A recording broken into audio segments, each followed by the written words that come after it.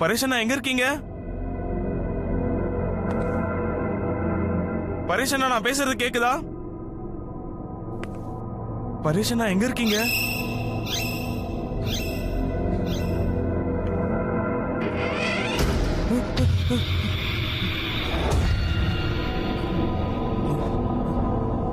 பரேஷனா எங்க இருக்கீங்க?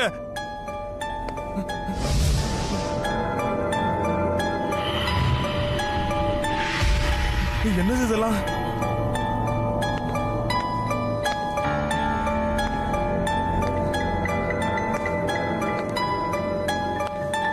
அண்ணா பரேஷனா எங்க இருக்கீங்க?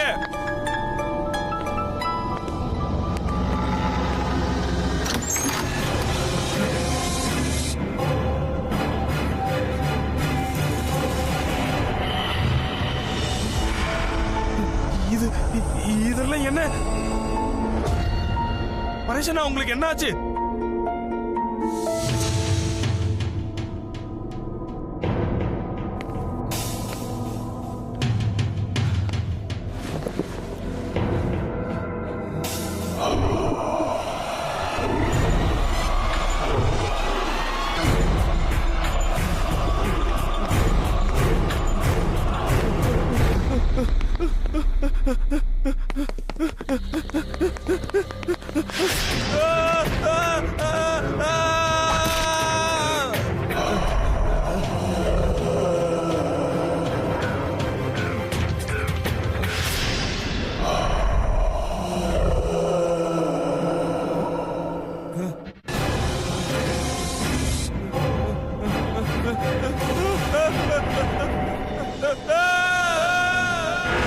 இந்த சம்பவம் 2004 நடந்தது. ஜெய்ப்பூரை சேர்ந்த சங்கர் நகர்ல வசிக்கிற மக்களோட வாழ்க்கை தலைகீழா மாறி போயிடுச்சு. இதே ஏரியால வசிக்கிற ராகேஷ் மித்தலுக்கு நடந்த இந்த சம்பவம் ரொம்ப பயங்கரமா இருந்தது. அது அவரோட வாழ்க்கைய தலைகீழா மாத்திடுச்சுன்னு சொல்லலாம். 20 பால் 30 run. Come on Sachin. Match time ஏன் தான் வேஸ்ட் பண்றாங்களோ தெரியல. Yes. 19 ball 27 runs. Come on Sachin. That's 4. Sixer. Yes. Read it Yes. well, Yes. the quicker one from Sixer. her, Yes.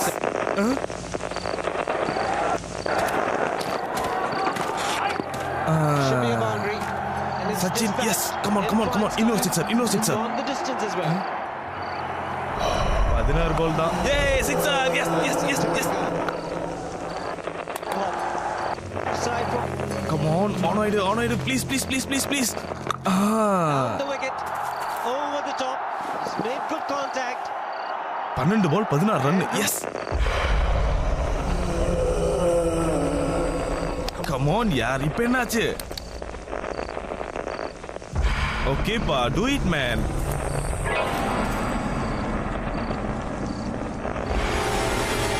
Yes. Sixer. Yes. Yes. Yes. Oh.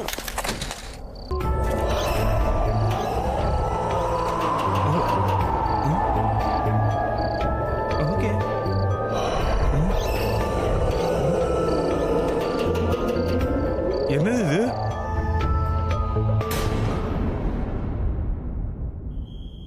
Rohit, இந்த டிராயிங்க சீக்கிரமா முடிச்சிருன்னு. இன்னும் maths homework வர பாக்கி இருக்கு. அட, நீங்க வந்துட்டீங்களா? மேட்ச் முடிஞ்சிருச்சா?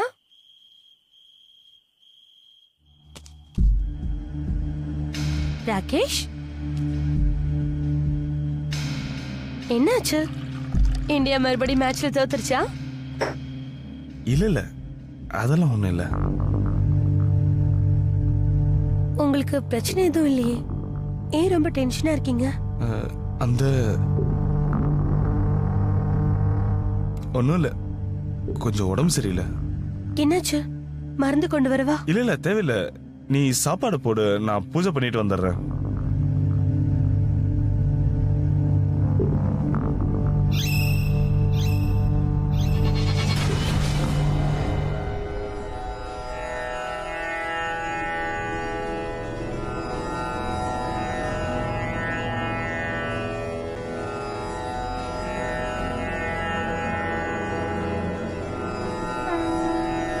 ஸ்ரீ குருவே நமக. நான் இந்த சம்பவத்தை முழுமையா மறந்துடணும்னு ட்ரை பண்ணிட்டே தான் இருந்தேன்.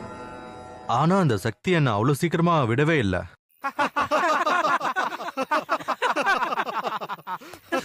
கண்டிப்பா கண்டிப்பா. ஆனா என்ன வேணா சொல்லுங்க, இந்தியா ரொம்ப நல்லா விளையாண்டுச்சு. பேட்டிங், பவுலிங், ஃபீல்டிங் எல்லாம் ரொம்ப நல்லா இருந்துச்சு. சரியா தான் சொல்றேன். அதோட சச்சின் இது கலக்கிட்டான். எப்படி சிக்ஸர் அடிச்சான்னு தெரியும்ல. அடுத்து அடிச்சுட்டே இருந்தாரு. கிரிக்கெட் விஷயம்லாம் இருக்கட்டும்பா, முதல்ல நான் சொல்றத கொஞ்சம் கேளுங்க. எனக்கு நல்லா தெரியும், நான் சொல்றதை கேட்டு எல்லாரும் சிரிக்க போறீங்க. ஆனா எனக்கு என்ன நடந்ததோ அதுதான் நான் உங்ககிட்ட சொல்றேன். சொல்லு நாங்க கேக்குறோம்.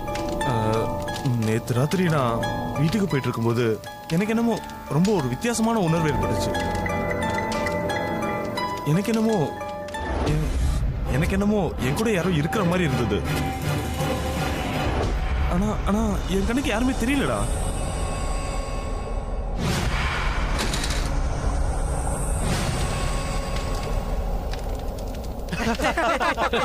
சரி சரி பரவாயில்ல விடுறா. 10 மணிக்கு மேல உன் கண்ணுக்கு குடிய தவிர வேற எதுவுமே தெரியாது. எங்க எல்லாத்துக்குமே தெரியுமே. ஒருவேளை நேற்று ஏதோ உனக்கு கொஞ்சம் அதிகமாயிடுச்சுன்னு நினைக்கிறேன். இது இது என்ன சத்தம்? அந்த ஜன்னல்ல இருந்துதான் அந்த சத்தம். அங்க இருந்துதான்.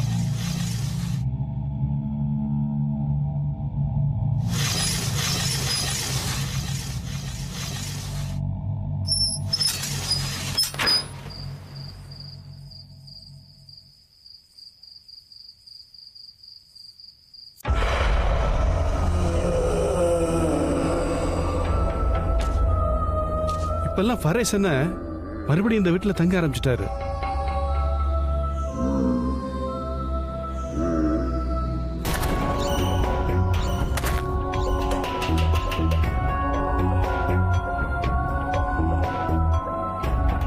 அண்ணி இறந்ததுக்கு அப்புறம் அவர் காணாமே போயிட்டாரு. கொஞ்ச நாளைக்கு முன்னாடி தான் மறுபடியும் இங்க வந்தாரு. ஆச்சரியமான விஷயம் என்னன்னா, இப்ப எல்லாம் அவன் யாரையும் சந்திச்சு பேசுறதே இல்ல. வீட்டை விட்டு வெளியே வர்றதும் இல்ல. என்னன்னு புரியவே இல்ல. இங்க பாருங்க, ஒரு நிமிஷம் நான் வந்துடுறேன். வந்துடுறேன். என்னாச்சு ராகேஷ், நீ எங்க போற?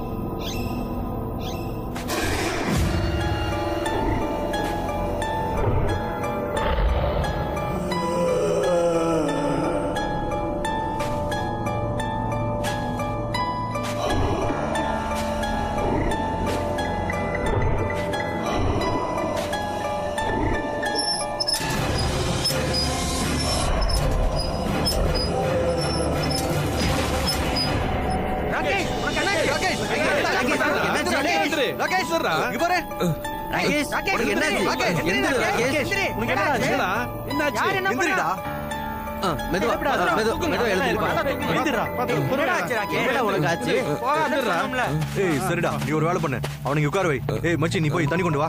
ஓகேடா. ஏதாவது சொல்லு. தண்ணி எடுத்துட்டு வாங்கடா முதல்ல. என்னாச்சுன்னு சொல்லுடா. அவனுக்கு ஒண்ணு இல்லடா, நீங்க பேசாம இருங்க. உட்கார்றா, மெதுவா உட்கார்றா. உட்காரு. உனக்கு என்னதான் ஆச்சு? இந்தடா தண்ணி சாப்பிடுற. ஒன்னும் தெரியல, மயக்கம் வந்துருச்சுன்னு நினைக்கிறேன். அதனாலதான் தினமும் நல்லா சாப்பிடணும்னு சொல்றது. ஒரு வேலை பண்ணு, உடனே டாக்டர்கிட்ட போய் ஹெல்த் செக்அப் பண்ணிக்கோ. சரியா? சரிடா. ஓகேடா, நாங்க கிளம்புறோம்டா. பாத்து மெதுவா எழுந்துடுறா. ஓகேடா. பாய்டா. பாய். இது வெறும் ஆரம்பம்தான். இந்த மாதிரியான வித்தியாசமான சம்பவங்கள் அடிக்கடி நடக்க ஆரம்பிச்சது.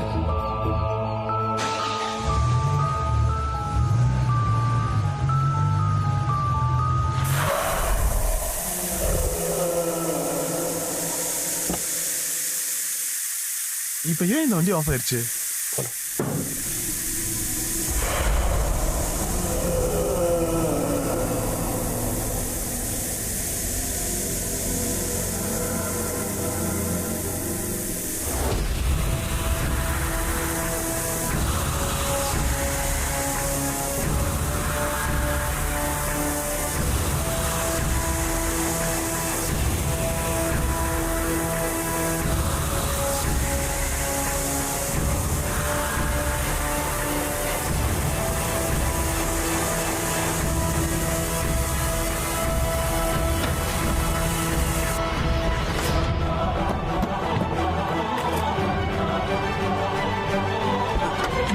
ஒன்றும் மூவ் ஆக மாட்டேங்குது.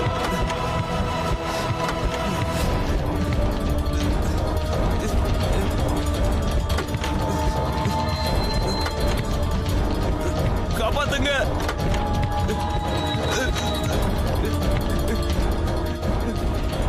காப்பாத்துங்க காப்பாத்துங்க காப்பாத்துங்க காப்பாத்துங்க காப்பாத்துங்க.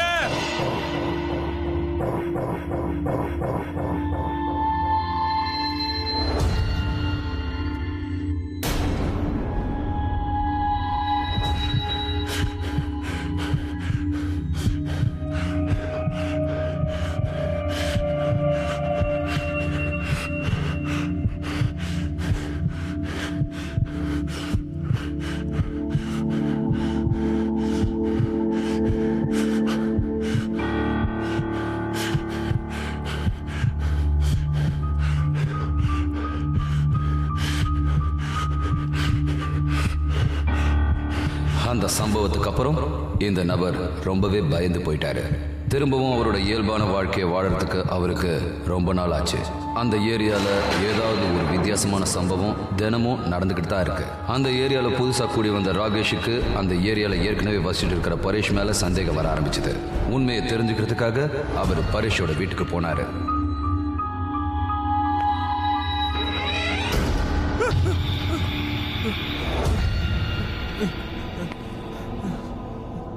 பரேஷனா,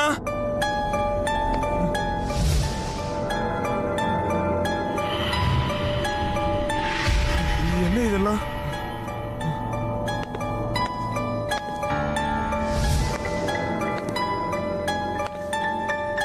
பரேஷனா எங்க இருக்கீங்க?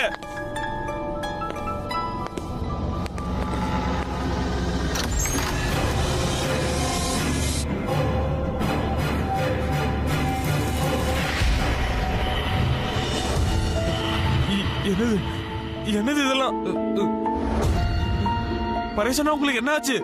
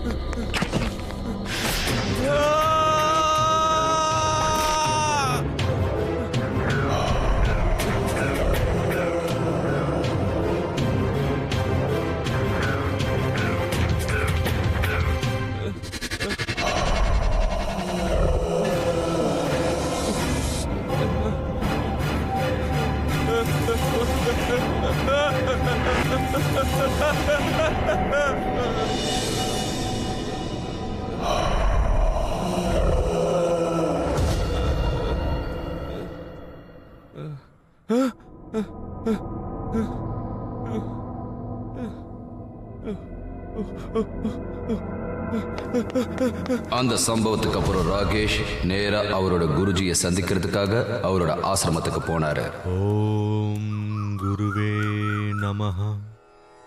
ஓம் குருவே நமஹ. ஓம் குருவே நமஹ. இதுதான் கிருத்திய சித்தின்னு சொல்லுவாங்க. உலகத்துல நிறைய பேர் இந்த சாதனையை செஞ்சுக்கிட்டே தான் இருக்காங்க.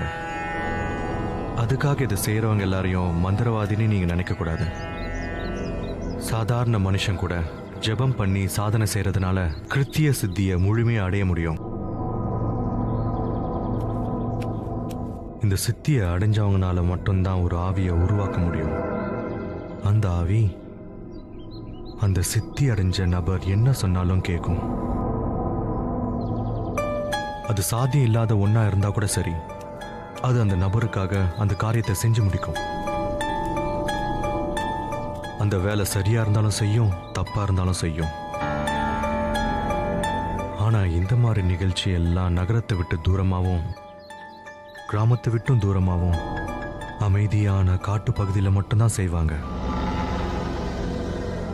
அது ஏன்னா இந்த மாதிரி செயல்கள் செய்யும் போது சுத்தி இருக்கிற மக்களுக்கு எந்த பிரச்சனையும் வரக்கூடாதுன்னு தான், எந்த ஒரு பாதிப்பும் ஏற்படக்கூடாதுங்கிறதுக்காக தான். நீங்க சொல்றது கரெக்ட் தான் சுவாமிஜி. நாங்க இருக்கிற இடத்துலயும் இந்த மாதிரி தான் ஏதோ ஒன்று நடக்குது. இதுக்கு இதுக்கு ஏதாவது பரிகாரம் இருக்கா? பயப்பட வேண்டிய அவசியமே இல்லை. தைரியமா இருங்க. நீ ஒரு திறமையான குருவின் சிஷ்யன். நீ உடனே ஃபரேஷ் கிட்ட போ. அங்க போய் அவன்கிட்ட எல்லாத்தையும் எடுத்து சொல்லு. அவன்கிட்ட இது வரைக்கும் உங்ககிட்ட சொன்ன எல்லா விஷயங்களையும் விளக்கமா ஒண்ணு விடாம அவன்கிட்ட சொல்லுங்க. இந்த மாதிரி முயற்சிகள் எல்லாமே வீட்டில் செய்யக்கூடாதுன்னு சொல்லுங்க. இதனால யாருக்கும் எந்த ஒரு இழப்பும் ஏற்படலான்னு சொல்லுங்க. அதுக்கப்புறம் நீ தினமும் குருவை தியானம் பண்ணிக்கிட்டே இரு. அவர் கண்டிப்பா உங்களை காப்பாத்துவாரு. ஓம் குருவே நமஹ. ஓம் குருவே நமஹ.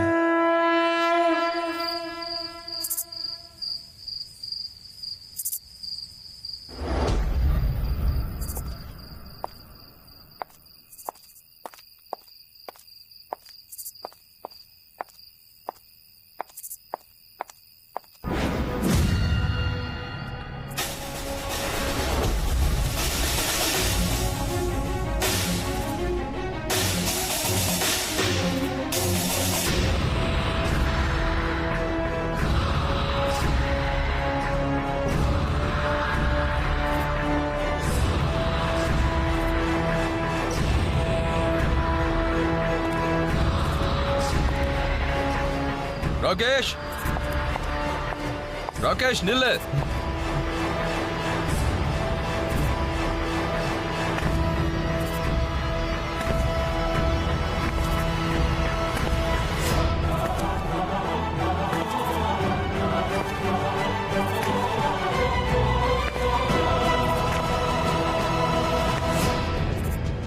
ராகேஷ், எனக்கு பிளம்பரோட நம்பர் வேணும். பிளம்பர் நம்பரா? ஆமா, இங்க வந்த நாள்ல இருந்து குழால தண்ணி வரல.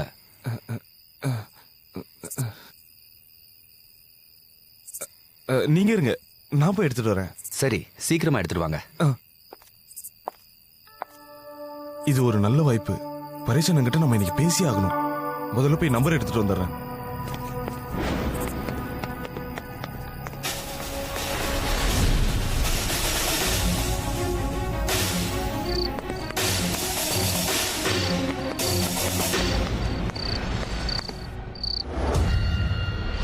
பரேஷனா நம்பர் எடுத்துட்டு வந்துட்டேன். நீங்க திடீர்னு எங்க போயிட்டீங்க?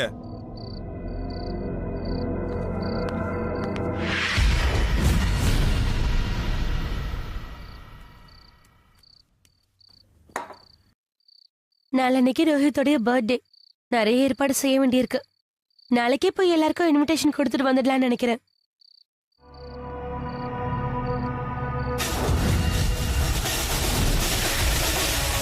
நான் பேசுறது கேக்குதா இல்லையா?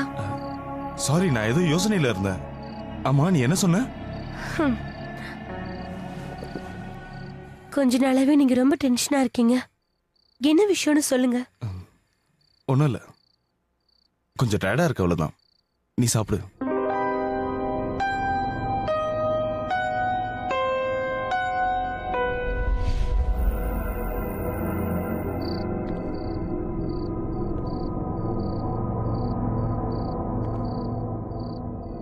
பரேஷனா எங்க இருக்கீங்க? அவர் அதே ரூம்ல தான் இருக்காருன்னு நினைக்கிறேன். ராகேஷ்,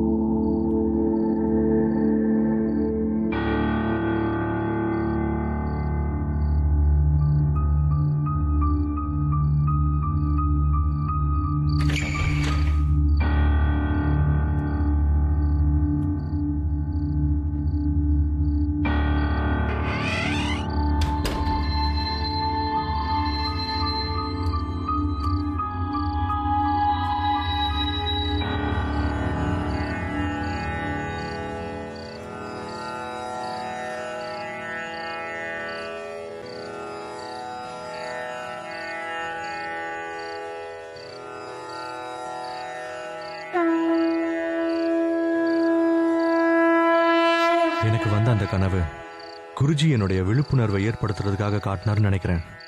நான் கூடி சீக்கிரமே பரேஷ் அண்ணனை போய் சந்திச்சு பேசணுன்றது அவரோட விருப்பம். இல்லைனா கண்டிப்பா ஏதாவது கெட்டது நடக்கும்னு புரிஞ்சது. நான் மறுநாளே போய் அவர்கிட்ட பேசணும்னு முயற்சி பண்ணேன். அன்னைக்கு என்னோட பையன் ரோஹித்தோட பிறந்த நாளும் கூட. ராகேஷ், டீ கொண்டு வந்திருக்கேன். கொஞ்சம் சீக்கிரமா பலூன்ஸ கட்டுங்கண்ணா. இந்த ஹாப்பி பர்த்டேல நான் இன்னும் கொஞ்ச நேரத்துல வந்துடுறேன். எங்க போறீங்க?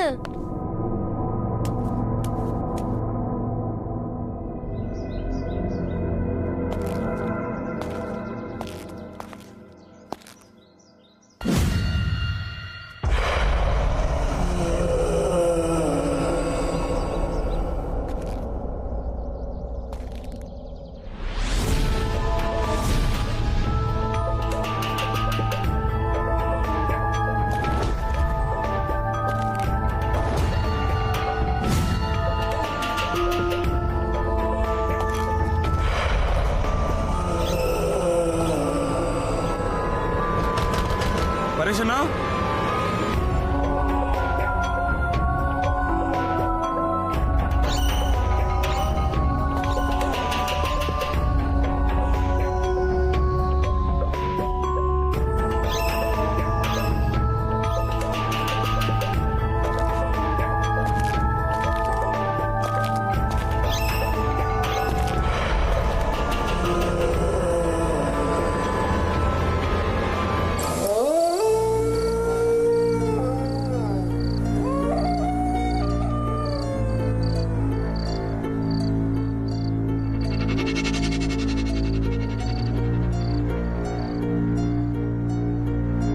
ராகேஷால பரேஷ் கிட்ட பகல்ல பேச முடியாததுனால அன்னைக்கு ராத்திரி ராகேஷ் பரேஷை மீட் பண்ணி பேசுறதுக்கு முடிவெடுத்தாரு.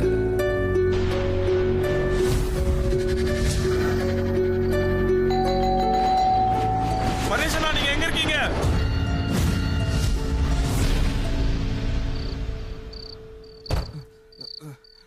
பரேஷனா எங்க இருக்கீங்க?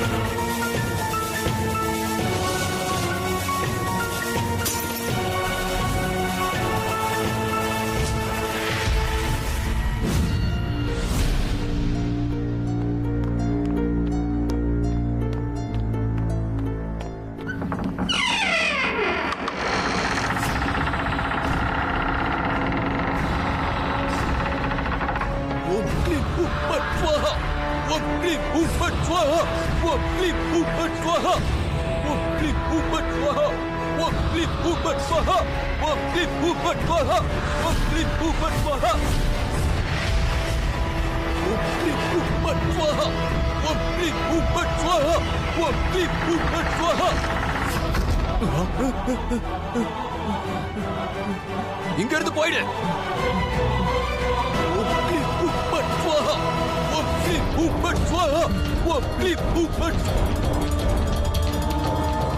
இங்க இருந்து போயிடு சொல்ற.